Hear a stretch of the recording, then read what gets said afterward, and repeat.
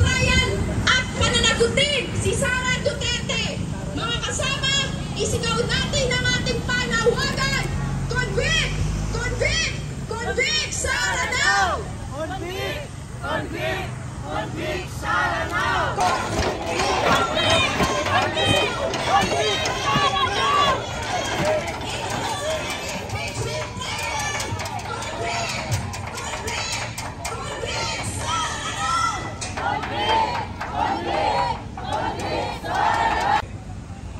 Kaya tayo sinisigil natin ang pamahalaan ni Marcos Jr. dahil sa simula pa lamang ito ay humaharang na para matuloy ang impeachment. Sinisingil natin ang pamunuan ng Senado sa bulsa ng mga politiko. Kaya ang Senado, dapat ang katakutan niya hindi ang mga Marcos, hindi ang mga Duterte, kundi ang galit ng sambayanang Pilipino. Papayagan ba natin na hindi matuloy ang impeachment? Hindi! Dahil kung hindi ito ituloy ng Senado, ang mamamayan ay patuloy na kikilos para sa pananagutan.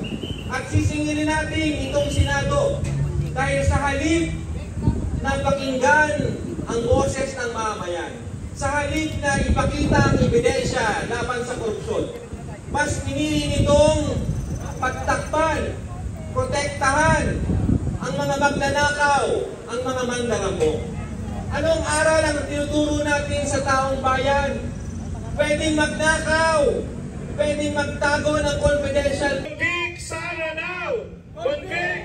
Convict! Convict Sara now!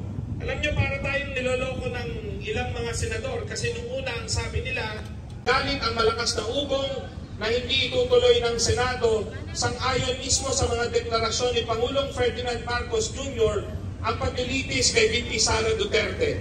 Bakit hindi itutuloy? Ang linaw na mga batayan ng impeachment complaint na ipinasa ng mababang kapulungan sa Senado noon pang Pebrero.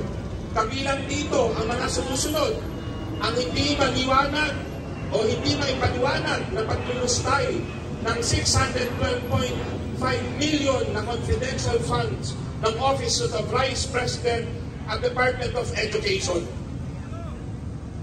Ang mga kasong panunuhol sa mga opisyal ng DepEd, pagpatay sa Pangulo. Sa lahat ng produkto na binibili ng taong bayan at sa tindi ng taas presyo ng ating mga bilihin, kakabit po niyan ang patuloy din na pagtaas ng mga buwis na binabayaran ng taong bayan sa gobyernong ito.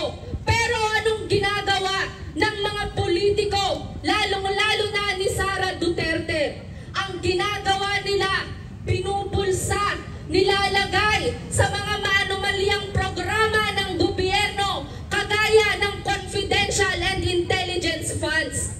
At hindi po tayo